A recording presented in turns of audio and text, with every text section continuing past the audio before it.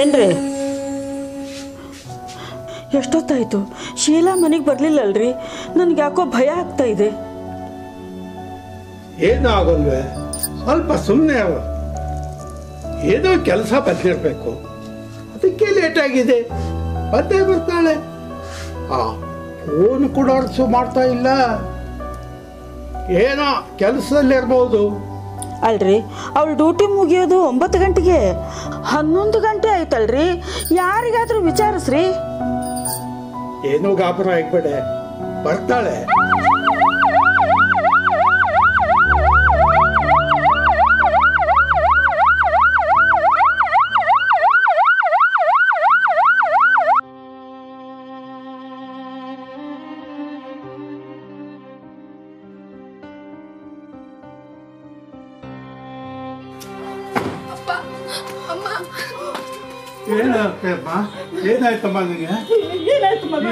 ಏನೂ ಆಗಿಲ್ಲ ಗಾಬರಿ ಆಗ್ಬೇಡಿ ಇಲ್ಲ ಅಪ್ಪ ನನ್ಗೇನೂ ಆಗಿಲ್ಲ ಅಮ್ಮ ದಾರಿಯಲ್ಲಿ ಯಾರೋ ಪೋಲಿಗಳು ನಿಮ್ಮ ಮಗಳ ಮೇಲೆ ಅಟ್ಯಾಕ್ ಮಾಡಿದ್ರು ತಕ್ಷಣ ನಮ್ಗೆ ಫೋನ್ ಮಾಡಿದ್ಲು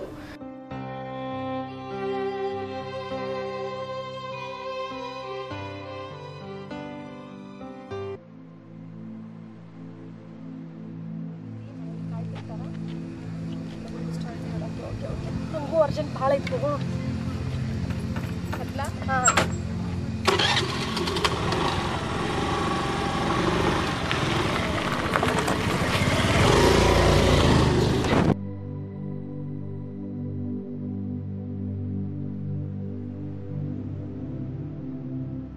ಶೀಲಾ ತುಂಬ ಹೊತ್ತಾಗಿದೆ ಇಷ್ಟೊತ್ತಲ್ಲಿ ಒಬ್ಬಳೇ ಹೀಗೆ ಹೋಗ್ತೀಯಾ ರಾತ್ರಿ ನಮ್ಮ ಮನೆಯಲ್ಲಿದ್ದು ಬೆಳಗ್ಗೆ ಹೋಗುವಂತೆ ಬಾ ಇಲ್ಲ ಕಣೆ ಮನೆಯಲ್ಲಿ ಅಪ್ಪ ಅಮ್ಮ ಇಬ್ಬರೇ ನನ್ನ ದಾರಿ ಕಾಯ್ತಿರ್ತಾರೆ ನಾನು ಹೋಗಲೇಬೇಕು ಹುಷಾರು ಕಣೆ ಕತ್ಲು ಬೇರೆ ಎಲ್ಲೂ ನಿಲ್ಬೇಡ ಸರಿ ಸರಿ ಹುಷಾರಾಗೆ ಹೋಗ್ತೀನಿ ನಾನು ಇನ್ನು ಬರಲಾ bye good night good night bye good night bye ಬರಲಾ ಹುಷಾರು ಕಣೆ ಆಯ್ತಾಯ್ತು ಎಲ್ಲೂ ನಿಲ್ಬೇಡ ಸರಿ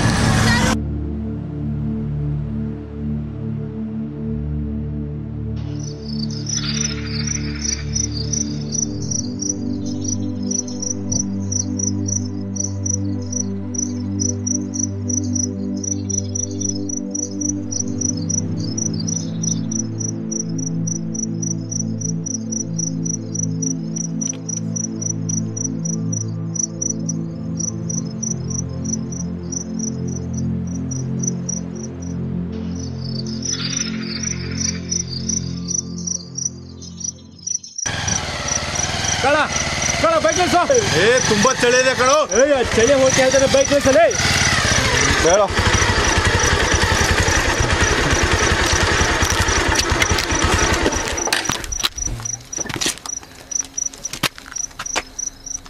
ಮಚ್ಚ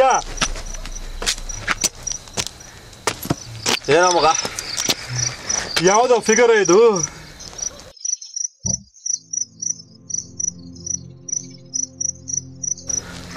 ಒಬ್ಬಳೇ ಇದ್ದಾಳೆ ನರ್ಸ್ ಕಣೋ ಮಗ ಅವಳು ನರ್ಸ್ ಹೌದು ಮಚ್ಚ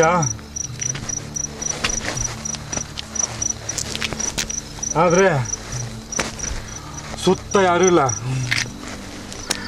ಒಬ್ಬಳೇ ಇದ್ದಾಳೆ ಮಜಾ ಮಾಡ್ಬೋದು ಏನಂತೀಯ ಬೇಡ ಕಣೋ ಪಾಪ ಆಮೇಲೆ ಏನೋ ಮಜಾ ಮಾಡಕ್ ಹೋಗಿ ಹೆಚ್ಚು ಕಮ್ಮಿ ಆದ್ರೆ ಏನಾಗಲ್ವೋ ಮಚ್ಚ ನನ್ನ ಮಾತು ಕೇಳು ಒಂದ್ಸಲ ಟ್ರೈ ಮಾಡೋಣ ಬೈ ಚಾನ್ಸ್ ಕೂವಾಪಟ್ ಮಾಡಿದ್ರು ಮಾಡ್ಬೋದು ಮಾಡಿಲ್ಲ ಅಂದ್ರೆ ಎತ್ತಾಕೊಂಡು ಹೋಗೋಣಂತೆ ಮಗ ನಡಿ ಮಗ ಎಂಜಾಯ್ ಮಾಡೋ ನಡಿ ಬೇಡ ನಡಿ ಮಗ ನಂಗೆ ಯಾಕೋ ಧೈರ್ಯ ಬರ್ತಾ ಇಲ್ಲ ಏನಾಗಲ್ವೋ ಮಗ ನಾವು ಹೀಗೇನು ಮಾತಾಡ್ತಾ ನಿಂತ್ರೆ ಅವ್ಳು ಹೋಗ್ತಾಳೆ ಅದಕ್ಕೆ ಹೇಳೋದು ಕುಡಿಬೇಕಾದ್ರೆ ಇನ್ನೊಂದು 90 ಕುಡಿ ಅಂತ ನಡಿ ಮಚ್ಚ ಹೋಗೋ ನಡಿ ಮಚ್ಚ ಬಾ ಆಯ್ತು ನಡಿ ಮಗ ಏಯ್ ಇವನೊಬ್ಬ ಇದ್ದಾನಲ್ಲೋ ಇರು ಬಂದ್ರೆ ಕರ್ಕೊಂಡು ಹೋಗೋಣ ಲೋ ಮುಖ ನೋಡಲ್ಲಿ ಹುಡುಗಿ ಸೂಪರ್ ಆಗವಳೆ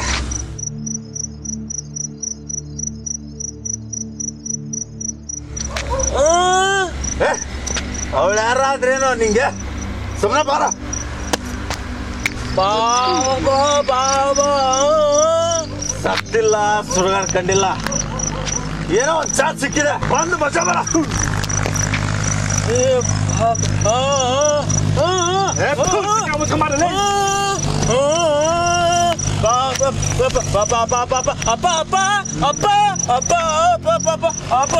ಮಚ್ಚ ನಾವು ಹೀಗೆ ಮಾತಾಡ್ತಾರಂದ್ರೆ ಅವಳು ಪಾರಾಗ್ತಾಳೆ ಕಳ ತೆಗಿಲೆ ಗಾಡಿನ ತೆಗಿಯ ಗಾಡಿನ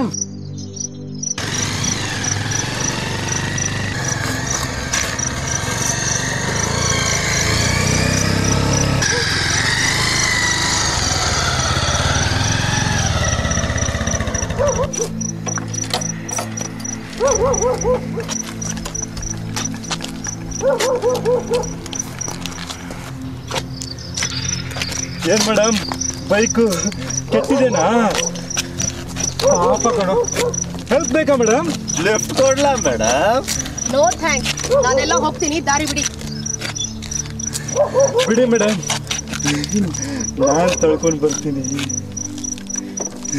ಏನು ಬೇಡ ನಾನು ಹೋಗ್ತೀನಿ ಅಂತ ಹೇಳಿದೆಲ್ಲ ನೀವು ಹೋಗಿ ಅಷ್ಟೇ ಏಯ್ ನಾವು ಬಂದಿದ್ದು ಹೋಗಕ್ಕಲ್ಲ ಮೇಡಮ್ ಏಯ್ ಬಿಹೇವ್ ಯುವರ್ ಸೆಲ್ಫ್ ಸುಮ್ಮನೆ ಹೋಗಿ ಇಲ್ಲ ಅಂದ್ರೆ ಇಲ್ಲ ಅಂದ್ರೆ ಏನ್ ಮಾಡ್ತೀಯ ಚಿನ್ನ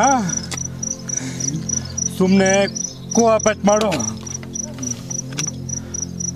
ಸುತ್ತ ಯಾರೂ ಇಲ್ಲ ಲೋಫರ್ಸ್ ನಿಮ್ಗೆ ಯಾರು ಅಕ್ಕ ತಂಗಿರಿಲ್ವಾ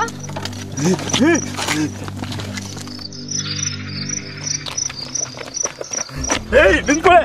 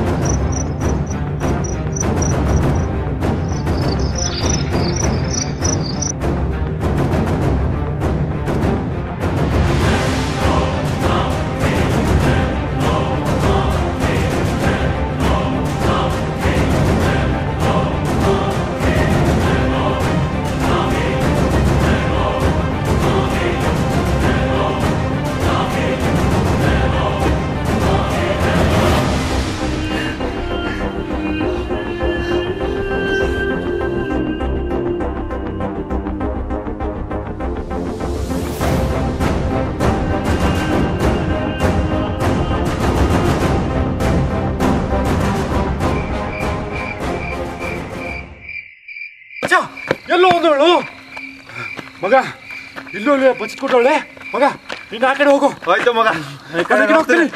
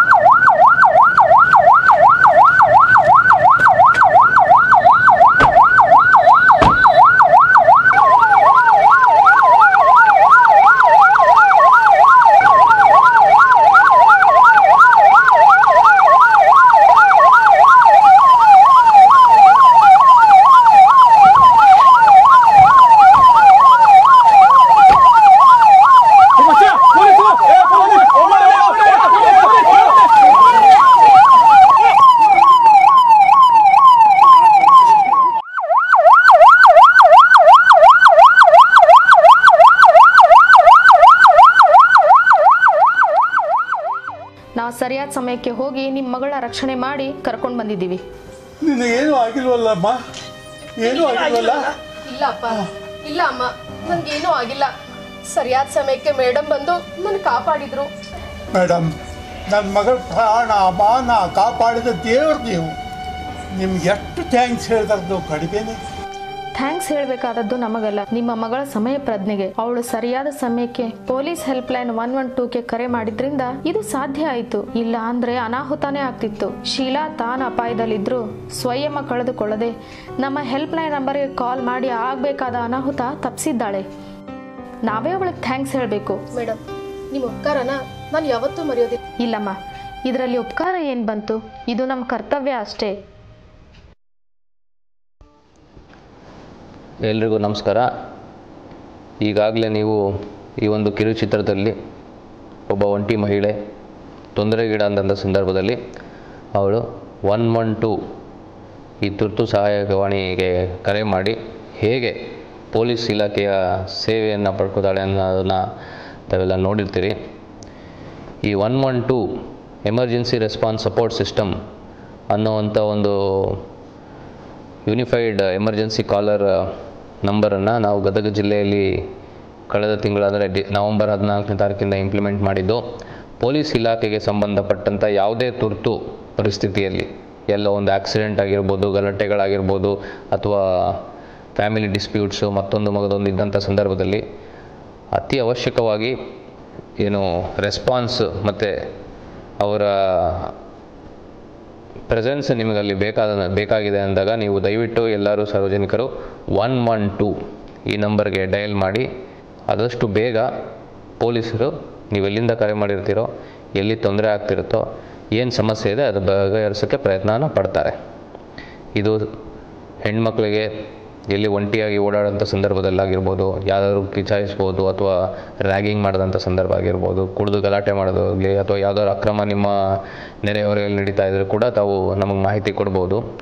ಈ ಮಾಹಿತಿ ಕೊಟ್ಟ ಮೇಲೆ ಪೊಲೀಸ್ ಬಂದು ಆ ಇವೆಂಟನ್ನು ಅಟೆಂಡ್ ಮಾಡಿದ ಮೇಲೆ ಅದು ನಿಮಗೆ ಸಮಾಧಾನಕರವಾಗಿದೆಯೋ ಇಲ್ಲವೋ ಅನ್ನೋ ಒಂದು ಫೀಡ್ಬ್ಯಾಕ್ ತೊಗೊಳೋಕ್ಕೊಂದು ಫೀಡ್ಬ್ಯಾಕ್ ಸಿಸ್ಟಮ್ ಕೂಡ ಈ 112 ಇರೋದರಿಂದ ನಮ್ಮ ಇಲಾಖೆಯಿಂದ ಕೊಡ್ತಿರೋಂಥ ಸೇವೆ ಅತ್ಯಂತ ಶ್ರೇಷ್ಠ ಗುಣಮಟ್ಟದಾಗಿ ಇನ್ನು ಮುಂದೆ ಮೂಡಿಬರುತ್ತೆ. ಹಾಗಾಗಿ ಇದರಿಂದ ಜನಸಾಮಾನ್ಯರ ಹಾಗೂ ಪೊಲೀಸ್ ಇಲಾಖೆಯ ಬಾಂಧವ್ಯ ಮತ್ತಷ್ಟು ಹೆಚ್ಚಿ ಪೊಲೀಸರ ಮೇಲೆ ಜನರಿಟ್ಟಿರುವಂಥ ನಂಬಿಕೆ ಕೂಡ ಮುಂದಿನ ದಿನಗಳಲ್ಲಿ ಹೆಚ್ಚಾಗುತ್ತೆ ಅಂತ ನಾನು ಭಾವಿಸ್ತೀನಿ.